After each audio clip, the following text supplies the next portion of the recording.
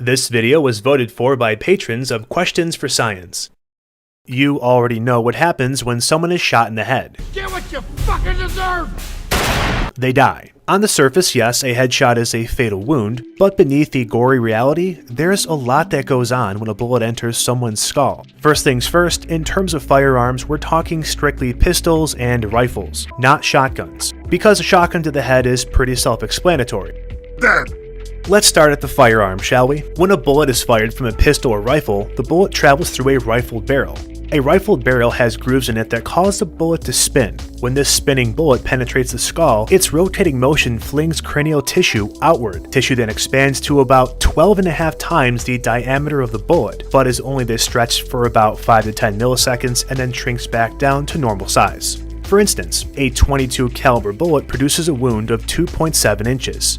A .38 caliber bullet creates a 4.4 inch wide wound, and a .45 caliber bullet creates a 5-inch wide wound. Though it's very short, the expanded cavity does a remarkable amount of damage to the skull. This wound creates a vacuum effect, causing air to rush into it, making the cranial cavity expand, causing secondary fracture lines that spread out from the wound. Most fractures occur at soft locations, like the temples and orbital plates behind the eyes. The higher power the firearm, the more secondary fracturing of the skull, especially at more thick and hard locations like the front and back. Speaking of high-powered, what factor do you think contributes to making a bullet more damaging to the human body? Its length, its velocity, or its weight?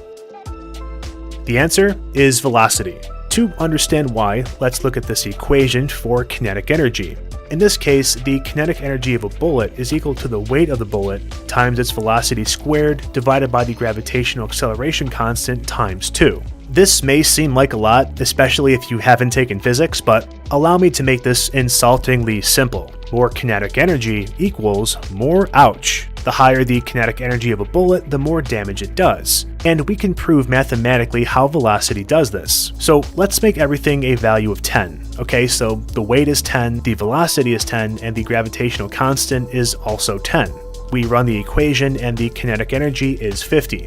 Okay, great. When we double the weight of the bullet, the kinetic energy also doubles to 100. Now, if we double the velocity, the kinetic energy does not double, it quadruples. When there's more kinetic energy, there's just overall more damage. We're talking a stronger pressure wave through the skull, more external gases going into the head, more secondary fracturing, and even splitting of the skull itself. This is why rifles are more lethal than pistols, not because of the weight, but because of the velocity of the round. Now, let's look at what happens inside the skull. When the bullet punctures the skull, it creates an entrance wound, about the size of the bullet. If it exits the skull, it creates an exit wound many times larger than the bullet itself. This happens in nearly all mediums a bullet passes through, whether it be plastic, metal, wood, or bone. This is because as the bullet passes through the medium, it creates a shockwave in front of it which widens. Additionally, the bullet may rupture or mushroom, increasing its surface area. As for the interior of the skull, the bullet causes the bone to bevel. The best way I can illustrate this process of beveling is with a piece of Swiss cheese. This side of the cheese is where the bullet enters and is very clean and small. This side is where the bullet exits and is very wide and flared out. This flaring chips pieces of the skull and launches them into the brain, causing more damage. Once in the brain, 3 things can happen to the bullet. 1, it can slow and stop. If it loses enough of its energy when it pierces the skull, it will stop in its path inside the brain, probably at the other end of the skull. 2, it passes cleanly through, or 3, it ricochets inside the head. Of the 3, the least common is the third, accounting for about 20% of all bullet paths. If the round was fired from a high-powered rifle, it will most likely pass through. If it's fired from a pistol, it will likely stop in the brain or ricochet.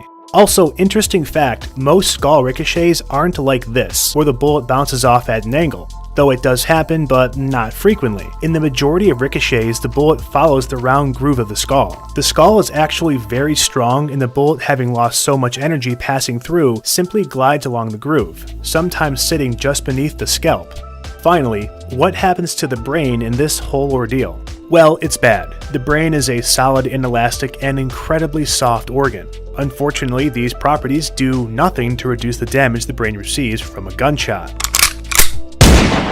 In contrast, elastic organs such as your intestines, stomach, and bladder receive less damage from gunshots. The energy from the pressure wave is dissipated because the tissue stretches. However, solid inelastic organs like your liver, pancreas, kidneys, heart, and brain receive full damage from the pressure wave because the tissue does not stretch. Finally, the distance the bullet travels from the barrel to the head can also determine how damaged the brain is. If the shot is far enough away, the bullet may actually bounce off the head. It'll still cause a wound, similar to getting hit in the head with a baseball bat or a hammer, but again, it won't actually penetrate the skull, but will still do severe damage. Of course, these shots are well over 100 yards away and are from low-powered firearms like a pistol or a .22.